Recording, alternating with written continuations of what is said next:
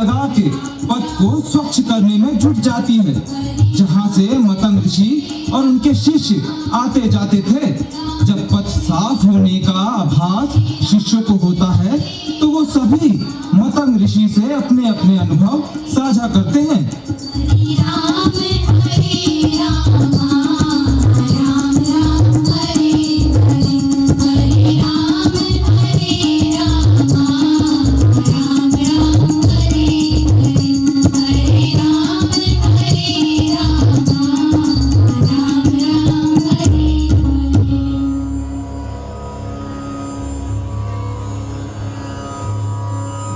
सबके जीवन में सबसे बड़ी प्रधानता है हमारा कर्म और आचरण। संतों को सकल संसार से, उसके वैभव से, उसके आकर्षण से कोई सरोकार नहीं रखना चाहिए। समाज जिस प्रकार संतों को श्रद्धा और आदर की दृष्टि से देखता है, उसका अर्थ ये है कि साधारण नागरिक से अलग संतों को समाज ने आदर और मान सम्मान दिया है। पूर्वजों के पुण्य और ज्ञान और हमारी ज्ञान परंपरा का सर्वोत्कृष्ट जो संतों को पवित्रता, साधना और तप से प्राप्त करना चाहिए, वो आदिकाल से ही मानव जन के कल्याण के लिए है और जो हमें निस्वार्थ भाव से ईश्वर द्वारा प्रदत्त पुण्य प्राप्त करे और उसको मानव कल्याण में लगाए। महर्षि, कुछ दिन से एक बात देख रहे हैं हम सभी, आपसे भी साझा करने का मन है। हाँ वत्स, बताओ क्या बात है, क्या है तुम सबके मन में? ऋषिवर, आश्रम से साधना स्थल और जलाशय की ओर हम सब वर्षों से जाया करते थे, तो मार्ग में पत्थर, कंटक और अनेक पीड़ादायक वस्तुएं मार्ग अवरुद्ध किया करती थी। अनेक बार हमारे तलवे और पांव लहूलुहान हो जाया करते थे, लेकिन इधर कुछ दिनों से पथ बिल्कुल स्वच्छ हो गया है मुनिवर। हाँ गुरुदेव, पथ में अब कोई कंटक नहीं है, आना जाना सुगम हो गया है। ऋषिवर, अब किसी भी पहर, किसी भी क्षण जाओ तो देखकर चकित हो जाती हूँ।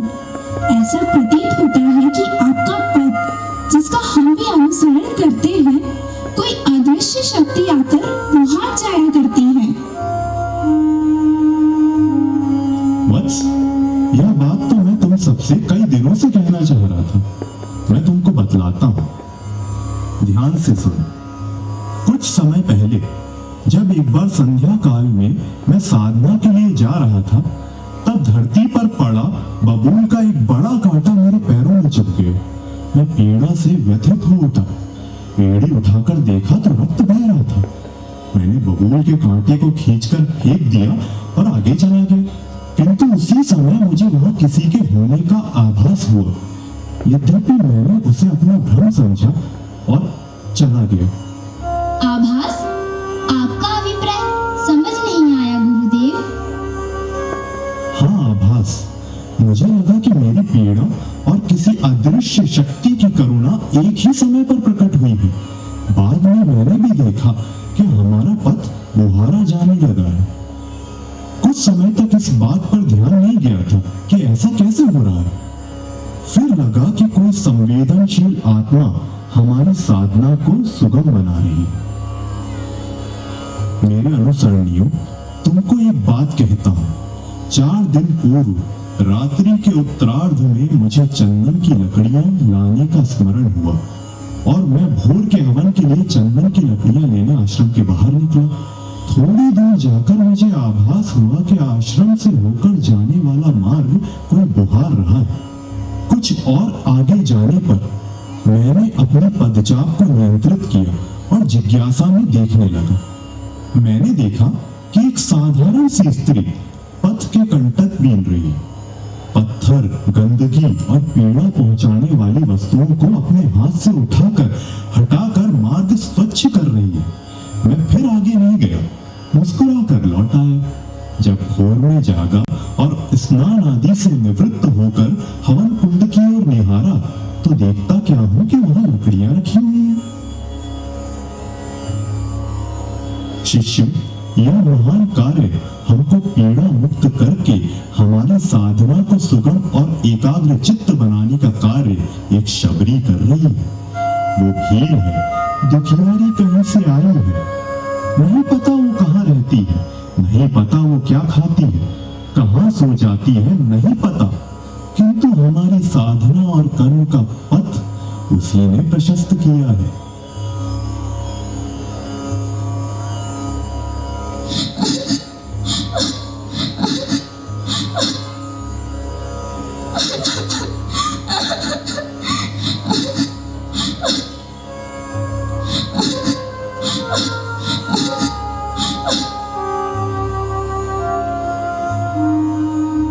बेटी, अब छुपने की आवश्यकता नहीं है, रोने की भी आवश्यकता नहीं है। ऊंट से निकलकर सामने आओ, मेरे पास आओ।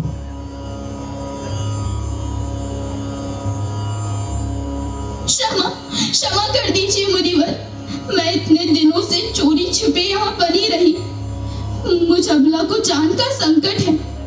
अपराधियों हत्यारों के घर में एक दिन मेरी मृत्यु हो जाती। इसी कारण एक रात में घर से निकल आई। मेरे स्वामी अच्छे कर्म वाले नहीं हैं। मेरा जीवन मरण से अधिक त्रासद है। इसीलिए मैं बिना बोले, बिना जताए आपके आश्रम के बाहर रह गई।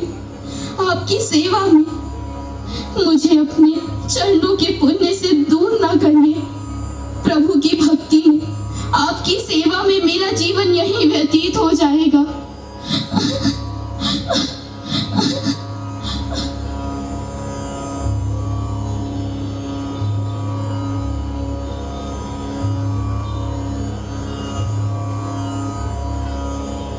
बेटी, व्यथित ना हो, तुमको अब कहीं भी जाने की आवश्यकता नहीं है।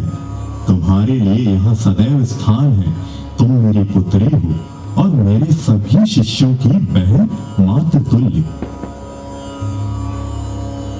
शिष्यों, शबरी का घर अब यही है। जब तक जीवन है, शबरी यही रहेगी। प्रभु की भक्ति में ध्यान लगाएगी। हमारी जो सेवा शबरी ने की है, मेरा आशीर्वाद है कि यह दीर्घायु हो।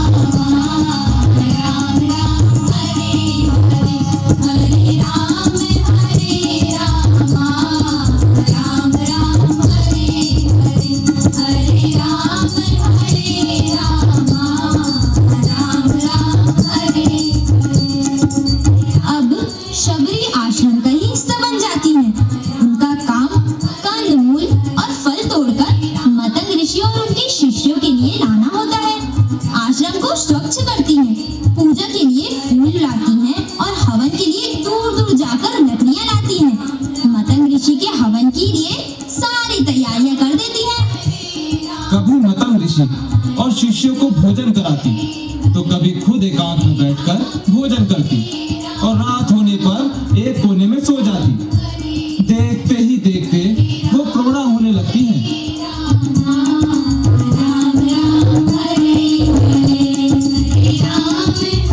Hare Rama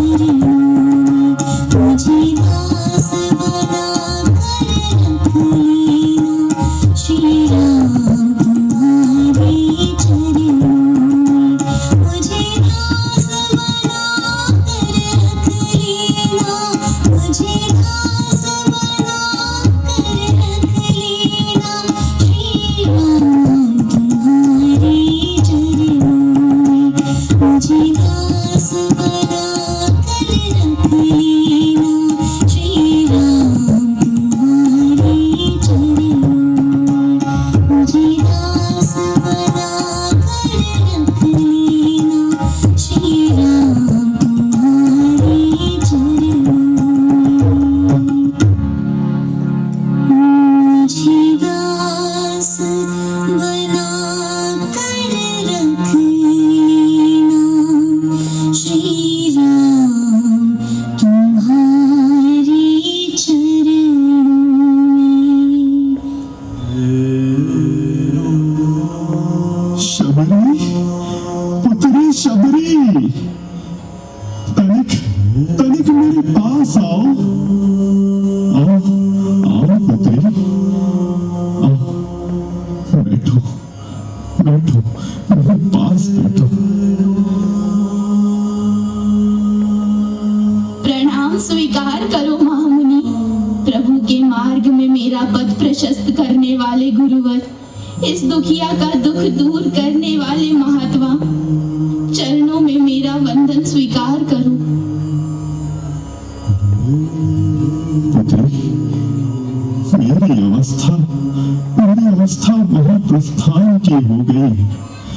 प्राण पक्षियों कब उड़ जाएंगे, ईश्वर की महिमा है, मुझे नहीं पता।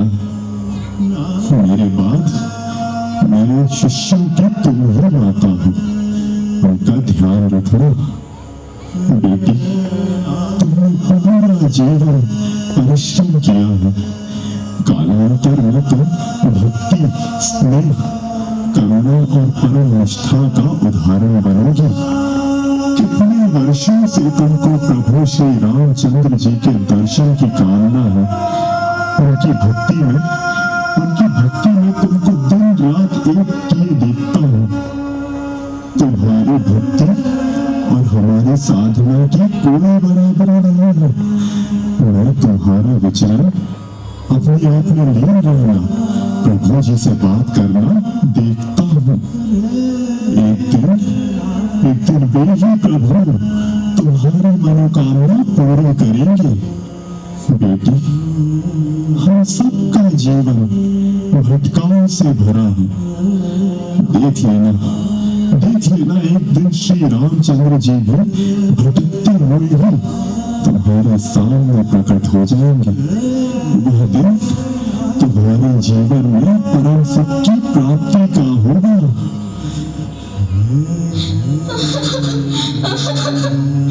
ऐसा मत कहिए पिता, आपने इस दुखियारी को अभय दिया है, संस्कार दिए हैं, कर्म और कर्मकांड की शिक्षा दी है। आपने जो उच्चारण किया, जो अपने शिष्यों को सिखाया, वह सब सुनकर मैंने अपना जीवन धन्य किया है। महर्षि, अपने जाने की बात मत कहिए। कौन इस दुखियारी का होकर रहेगा जो आप चले गए।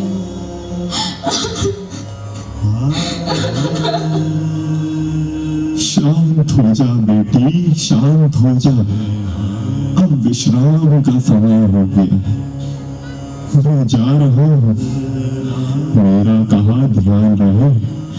प्रभु की प्रतीक्षा करना, इसी तरह भक्ति किए रहना। वो तुझे मिलेंगे बेटी, एक ना एक दिन जरूर मिलेंगे।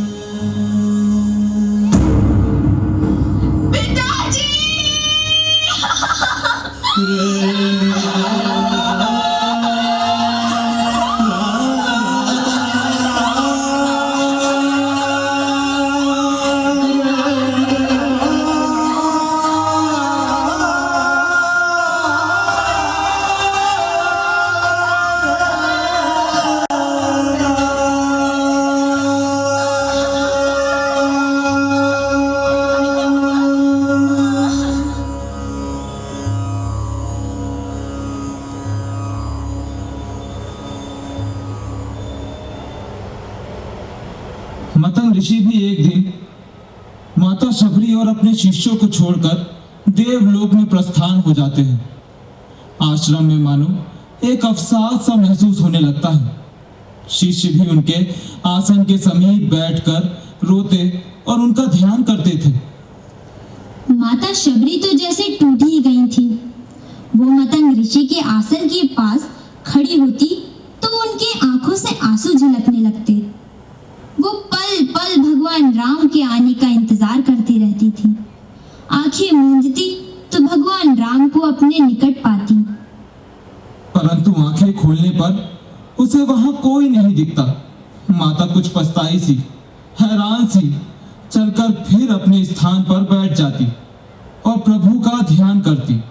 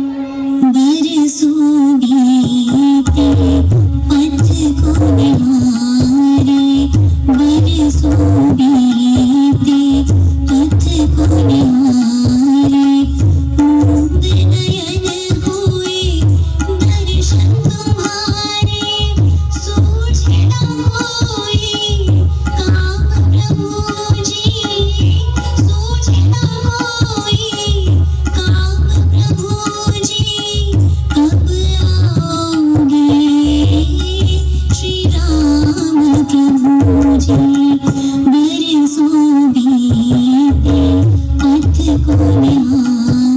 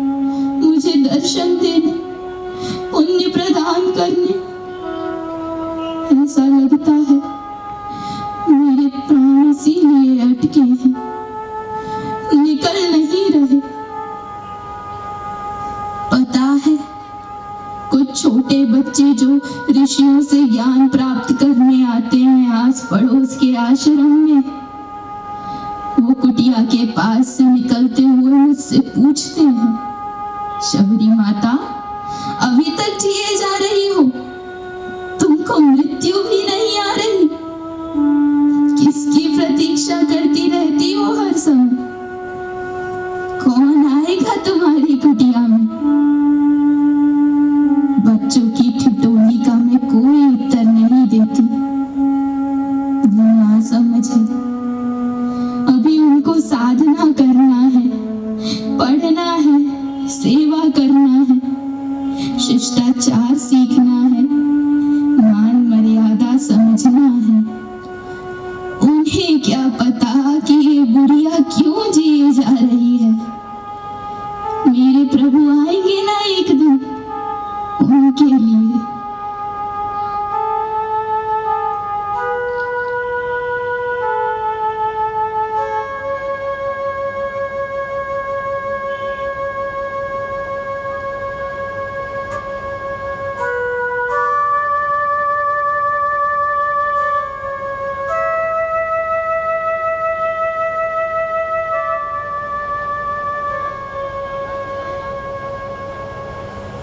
राम का इंतजार करते करते माता की आंखें थक गई थीं। वो प्रतिदिन प्रभु के लिए फल, फूल और बेर लाती थीं। सब मुरझा जाने पर उसे फेंक देती थीं। बेर तोड़ते समय कितने कांटे चुभ भी जाते और पीड़ा भी बहुत होती, लेकिन इस विश्वास के साथ कि उनके प्रभु राम कभी न कभी उनके पास आएंगे, वो इस चुभन को सह लिया करती थी। और परिणाम ये होता है कि एक दिन अचानक प्रभु राम उन्हें दर्शन देने के लिए उनके पास आ जाते हैं।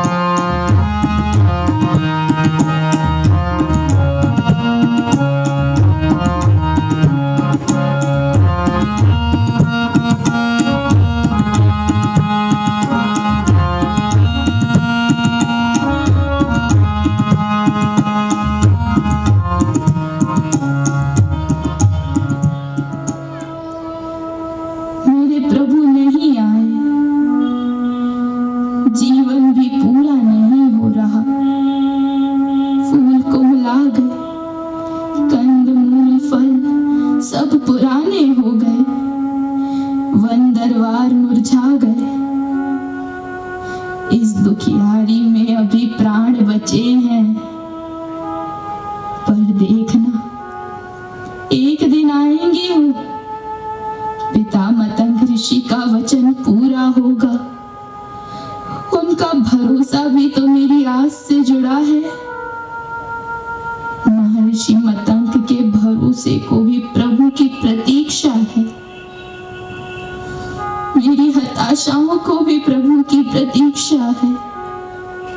आज मैं फिर जाती हूँ हर दिन की तरह, फिर कुछ चुनकर लाने अपने प्रभु के लिए।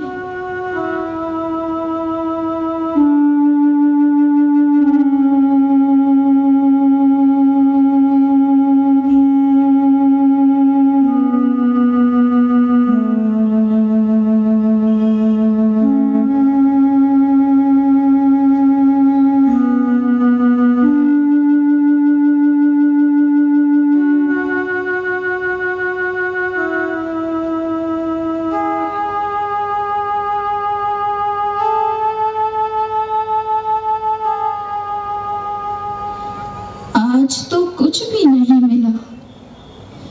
पेड़ों में फल नहीं आए, पौधों में फूल ना हुए। दूर दूर जाकर देखा, कुछ भी नहीं था।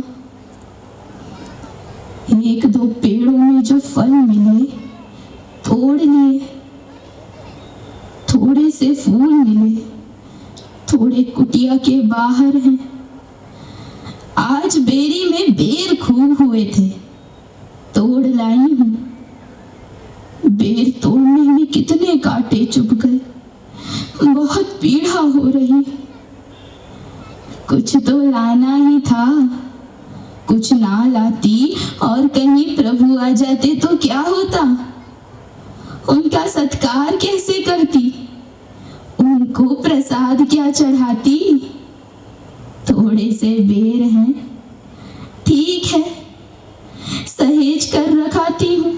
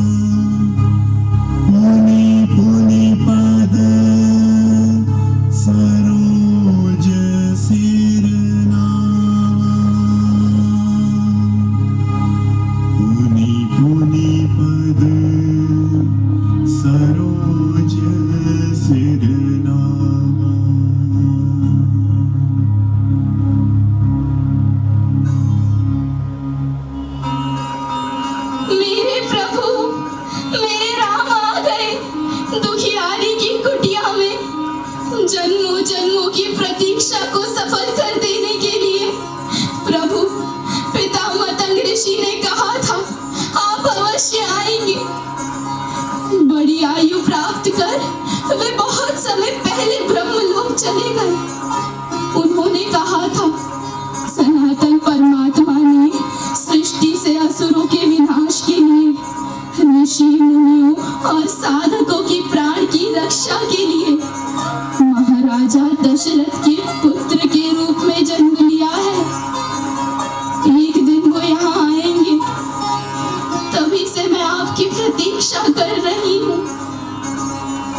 मतंग ऋषि ने कहा था, आप चित्रकूट पहाड़ पर भ्रमण कर रहे हैं।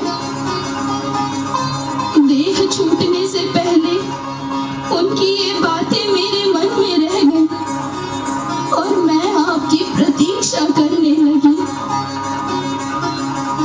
जानते हैं प्रभु, मैं आपके लिए प्रतिदिन बहुत सारे कंदमूल फल लाया करती थी, पर आपके ना आने से वो सब खाने योग्य नहीं रह जाते थे। आज बहुत भटकी तो बस थोड़े से बेर मिले और आप आ गए प्रभु। अब कैसे बेर का भोग लगाऊं? बहुत पीड़ा हो रही है ये सोच कर राम। माता, तुम्हारे प्रेम से भरे, तुम्हारी प्रतीक्षा में पगे, तुम्हारे दिन दिन बहते अश्रुओं से पवित्र हुए बेर भी मेरे लिए अमृत फल के समान है। तुम मेरे लिए वो सब ले आओ जो तुम्हारे पास है। मैं कितने दिनों से वन वन भटक रहा हूँ। मेरे भ्राता अनुज लक्ष्मण मेरे साथ है। हमें भूख लगी है माता।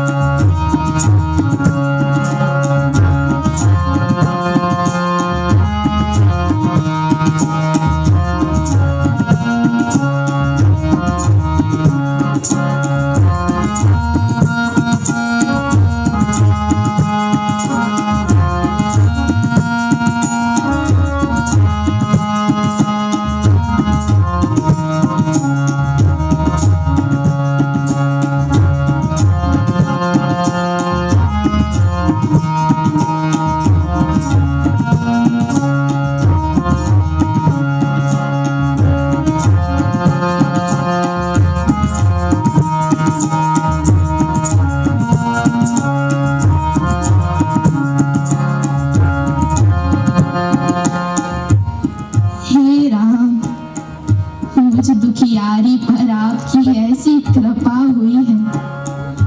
मेरे गुरु पिता मतंग ऋषि भी तप साधना करते हुए आपकी बाट जोहते थे। उनके ही संस्कार और सानिध्य का फल है मेरी लौ भी आपसे लग गई। वे आपके दर्शन से वंचित रह गए, किंतु मुझे एक पिता की भांति आदेशित कर गए थे कि जब आप आए तब आपका सत्कार ऐसे करूं जैसे प्रभु द्वार पर आए हैं।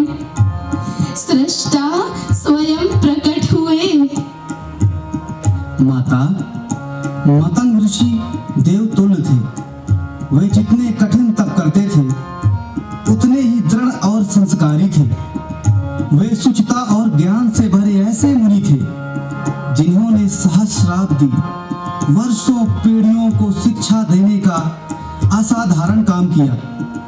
इसीलिए वे देवलोक को गए।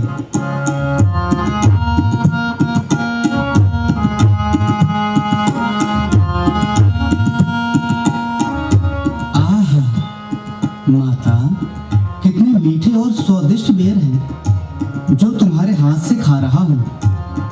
कितने दिनों की भूख मिट रही है। इन बेरों में तुम्हारा स्नेह, तुम्हारा प्रेम, जिसने इनको इतना स्वादिष्ट कर दिया है।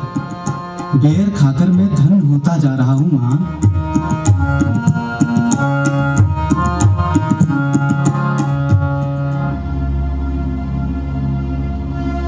कंदमूल फल सुरस अति दिए राम कहुआनी। प्रेम सहित प्रभु खाए बारंबार बखानी। बारंबार बखानी, बारंबार बखानी। मां, तुम्हारी प्रतीक्षा अनमोल है। ये काल के परे है माता। मुझे तुम्हारी प्रतीक्षा का आभास था माता। तभी मेरे पग अपने आप इसी दिशा की ओर मुड़ चले। दंडकारण्य वन में भटकते हुए इन थोड़े से क्षणों में तुम्हारे पास बैठना मेरे लिए पूर्व जन्म के सत्कर्मों का फल है। तुम्हारी भक्ति निश्चल है माता। जो स्वार्थ के साथ, किंचित उद्देश्यों के साथ भक्ति का आडंबर करते हैं वे मेरे भक्त नहीं हैं। सच्चे भक्त तक ईश्वर का पथ बड़ा सुगम और सीधा होता है, दूर होता है, पर दुर्गम नहीं। ये मेरा अनुज बहुत अच्छा है माता।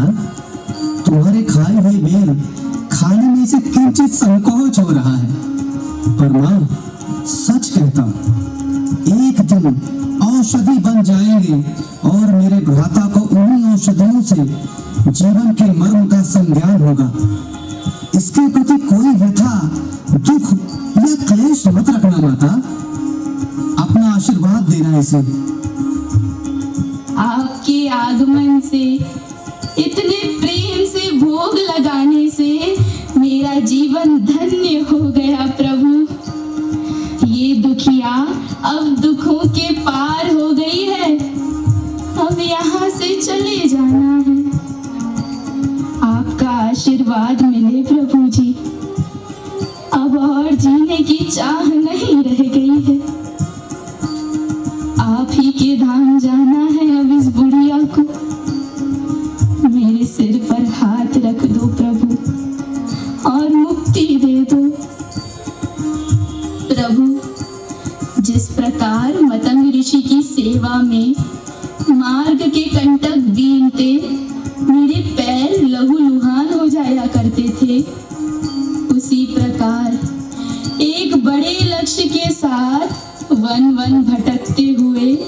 आपके पैरों में बीमारी हो गई है, रक्त बहता है। आप सीता माता का पता लगा रहे हैं। आपको बताऊं, बड़े पहले लंका का असुर राजा रावण छल से सीता का हरण करके अपने राज्य ले गया है। दंडकारण्य में ही आगे पंपा सरोवर के निकट ऋष्यमुख पर्वत पर कुछ वानरों ने आकाश मार्ग से उसे जाते हुए देखा था। वहीं वनराज बाली का अनुज सुग्रीव निवास करता है। वह आपका सहायक होगा। अपार बल से भरे वानरों के संग आप अवश्य ही अपने उद्देश्यों में सफल होंगे।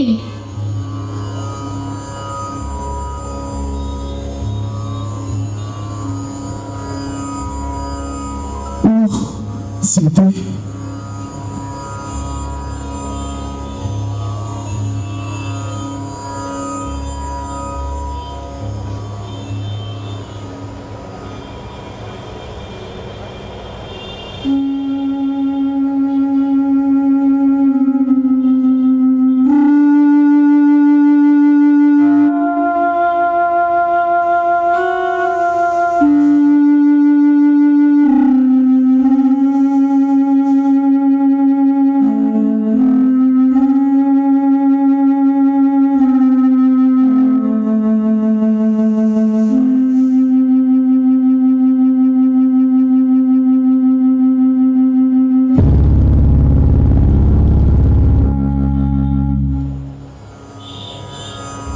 और इस प्रकार एक दीन लेकिन हृदय से बड़ी व्यथित किंतु भक्ति में कालातीत उदाहरण प्रस्तुत करने वाली प्रभु की सच्ची भक्त का महाप्रयाण हो गया। माता शबरी की आकांक्षा पूरी हुई, लेकिन आश्रम के शिष्य अनाथ हो गए। मतंग ऋषि ने माता शबरी से कहा था कि मेरे शिष्यों का ध्यान रखना, लेकिन वो अब परम धाम को चली गई है। आश्रम के शिष्य एक बार पुनः अनाथ हो गए हैं, लेकिन शबरी माता अमर है। उनका त्याग, उनकी निश्चलता, उनकी संवेदनशीलता पीढ़ियों के लिए उदाहरण बन गई है।